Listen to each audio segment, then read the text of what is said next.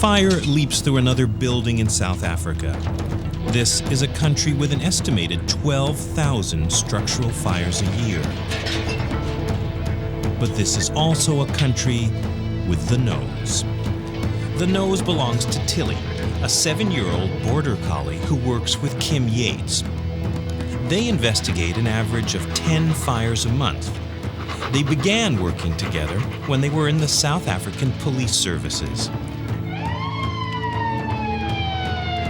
Many of their cases involve murder. Some involve insurance fraud. And the largest in Tilly's career involved the peace of South Africa.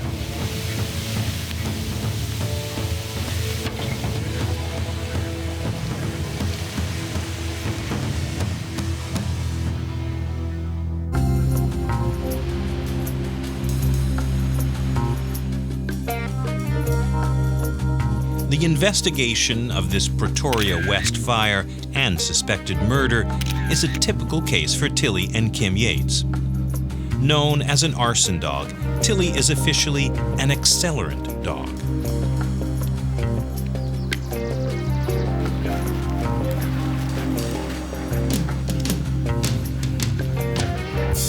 In a lot of fires, you need to find an accelerant to be able to prove arson, and that's what they look for.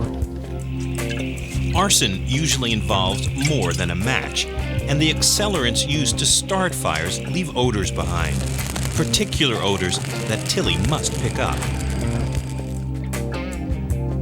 Tilly became South Africa's first arson dog in 1995. In 5 years, she's investigated more than 300 fires.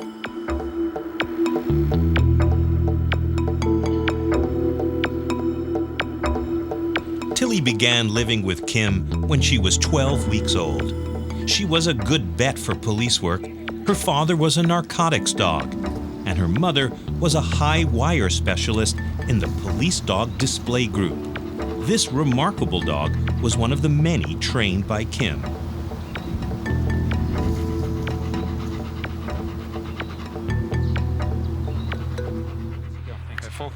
Okay, good. Tilly's training began when she was 18 months old. Her brilliant nose can sniff out an accelerant that's about the size of a pin in a swimming pool. Tilly's original training only took about 6 weeks, and she still takes regular refresher training sessions with accelerants injected into fabric. Basically, we imprint the odors that the dog is required to identify. In her instance, we use 5 different accelerants: gasoline, kerosene, dieseline, methylated spirits, and paint thinners. And from those 5 basic odors that are imprinted, the dog is able to recognize a broad spectrum of flammable liquids.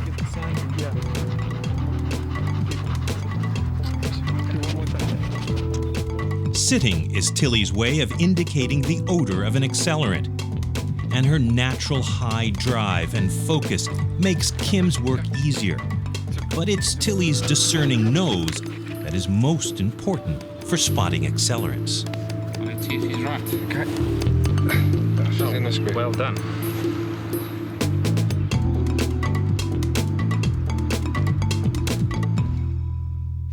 Other things like plastic, nylon carpets, even wood burn in fires, leaving confusing odors. But Tilly can pick out individual accelerants in this maze of smells. Taking Tilly to a fire scene is a time and money saver. A man died in this fire, and arson is suspected.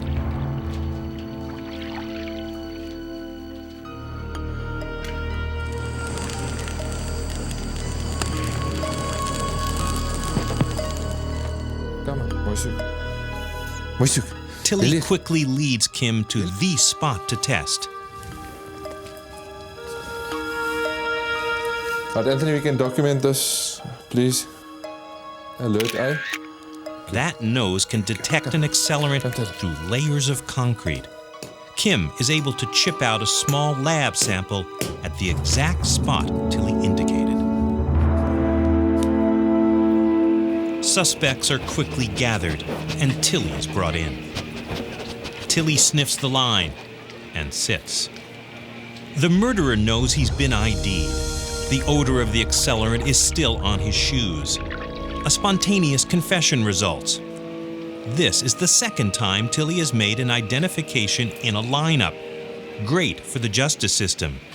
But what are all these chemical fumes doing to Tilly's nose?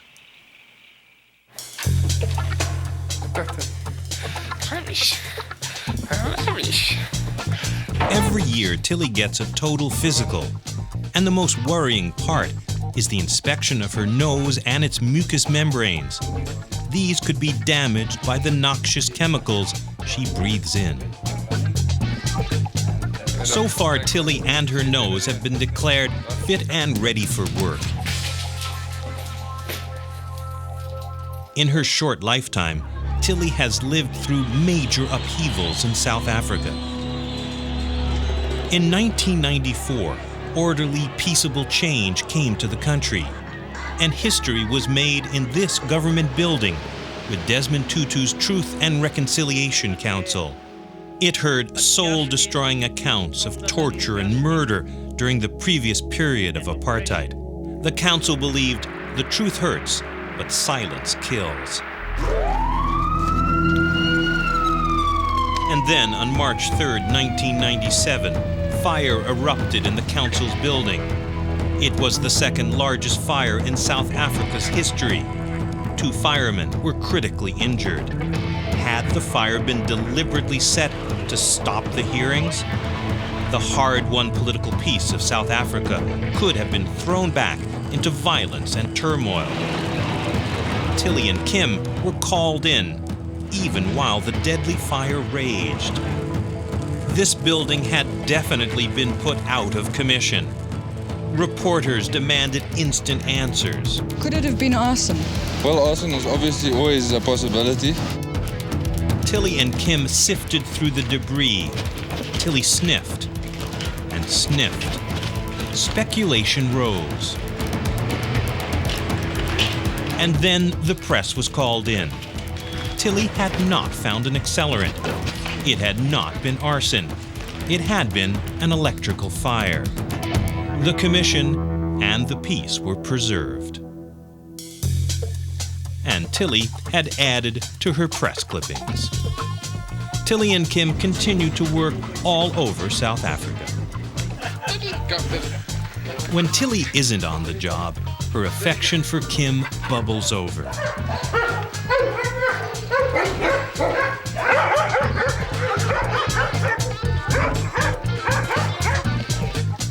Tilly helped keep the peace during a troubled time, and she's still South Africa's #1 nose.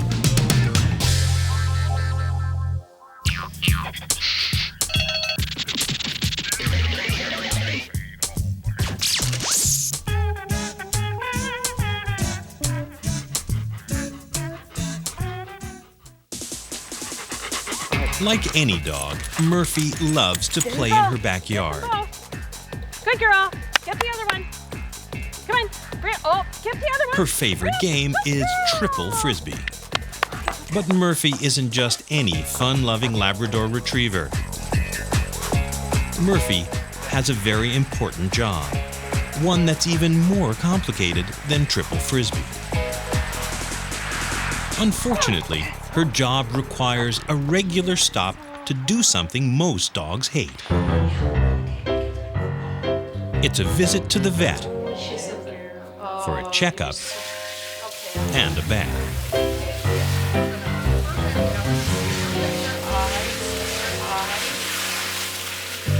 Murphy stoically puts up with this because it's her clue that she's on her way to the job she loves.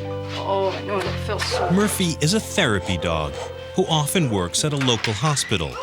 It's a job she takes seriously. As her ID vest goes on, Murphy changes from pet to therapist. Her facial expression changes. She seems to sense that she's in a working environment.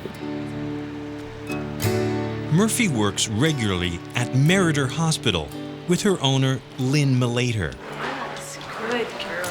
Are you going to work?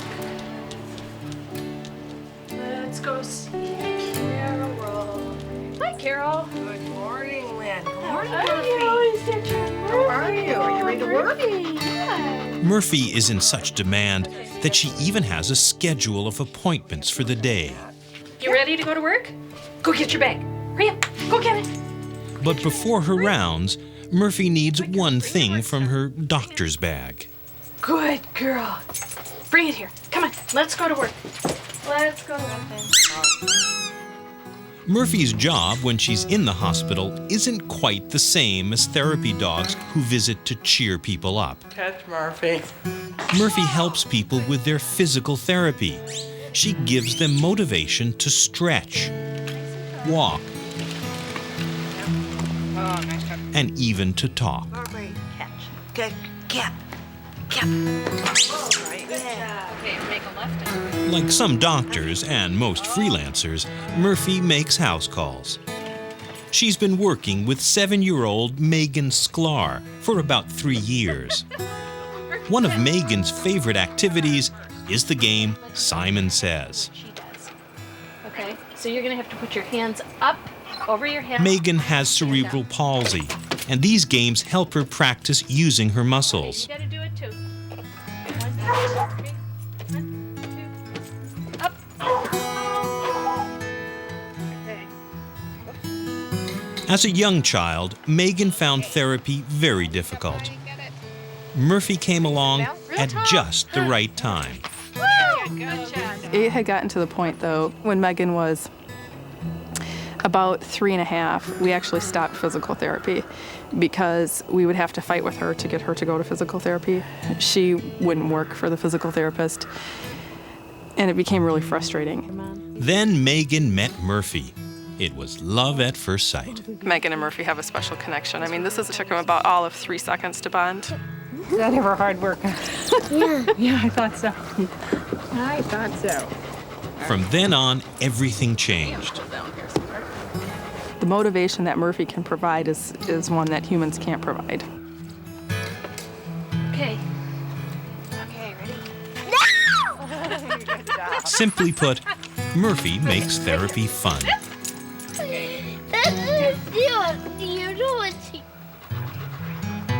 So she's come a long way with her physical therapy, and a lot of it has to do with Murphy, just because she's excited to go and she's willing to work. My hopes were that Murphy would be able to essentially just help Megan participate in therapy, and as it turns out, she's done so much more than that. Go for what? I think that Megan wouldn't be where she is today without having Murphy around, because I don't think I could have been able to convince her to work this hard. Megan has come a long way with Murphy by her side. She took her first steps in therapy when Murphy was there, and together they'll take many more. Sorry, Murphy, I have to go back to school. I'll see you next time. Okay. Okay. Whoopsie.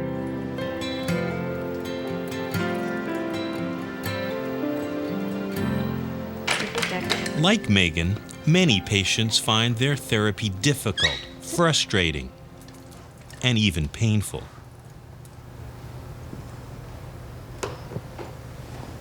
All right. Nice job. I think Murphy needs a little bit of loving. Pat her a little bit with her right hand. Good job, Murphy.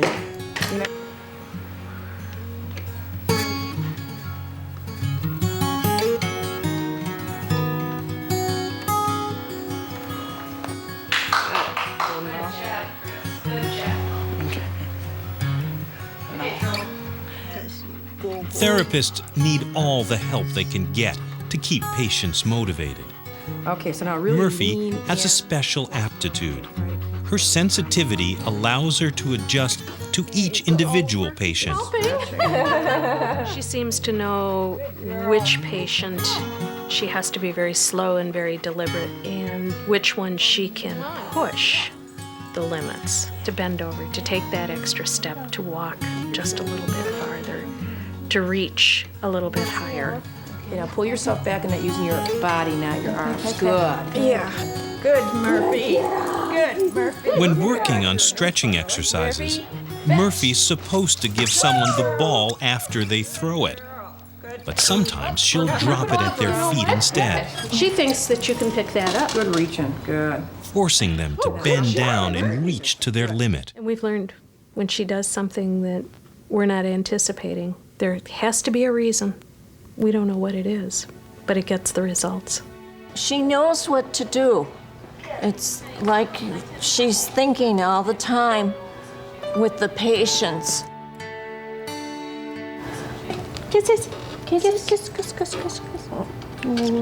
Oh, gentle. Those eyes and those kisses are everything to me since I lost my dog last year. So she's not a therapy pet, but my friend. Murphy is especially good with children. Recently, she has started work with another young child who needs her gentle help. 2-year-old Haley Bollig, nicknamed JoJo, has an undiagnosed illness that causes her muscles to be weak. Where's Murphy? Can you get... Yes, that's Murphy. Like Megan, Haley didn't want to go to therapy anymore until she met Murphy. Can you give Murphy a kiss? Can you say kiss? Once again, it was Murphy who really gave her a reason to try. You did? For Haley, walking changed from a job to laughs and smiles with her new friend. Haley used to need someone's hand while she walked, but now she's on her own. Murphy also helps Haley gain skills so she can use all of her muscles in every part of her body, but especially in her legs. Yo, Terry. Good job. Say Terry. Whoopsie. Good job. That was a long one, Deanna. Push it. Good girl. For you, JoJo. Murphy pushed it back to you. You're gonna throw it to him? There you go, JoJo. Good squeak. Oh, Like you know what? Lynn did. Yeah. How about if you stand up and kick it? Whoa! That was good. Here, Try it. try it now. Kick it. Nice work, George. Kick it again. Yeah. Kick it like you kicked the soccer ball. Nice, Murphy. Speaking is difficult for Haley, so Murphy is used to try and get her to talk. Did you get one? Yeah. Was it nice? They've only been working together for 6 months, but Haley has come a long way, and she thinks it's fun. And then last spring, we had a really hard time motivating her. And that's when we introduced Murphy. And then Haley's just made progress by leaps and bounds since then. He's really been a great motivator for her. Those keys are up there. Let's get the keys for Murphy. Murphy, good job, George. Murphy, let's go. Okay, another step up. Push hard, George. Push hard. Push. You can do it. Good job. Good work, JoJo. Nice work. 2 more. See? See, Murphy. Murphy's coming up. Up. Good work, George. Yeah. Oh, very fancy. Murphy doesn't have a medical degree, but she does have a wonderful, mysterious ability to know just what's needed. Is that the dog? What do you have?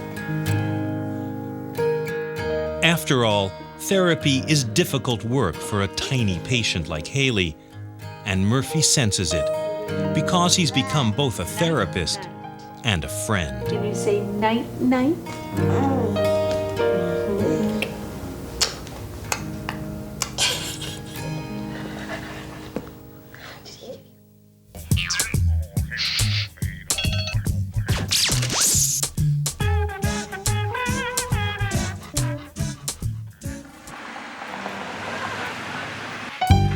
This bakery sells gooey, yet wholesome delicacies, and every last carob-coated crumb is made for dogs, and only dogs.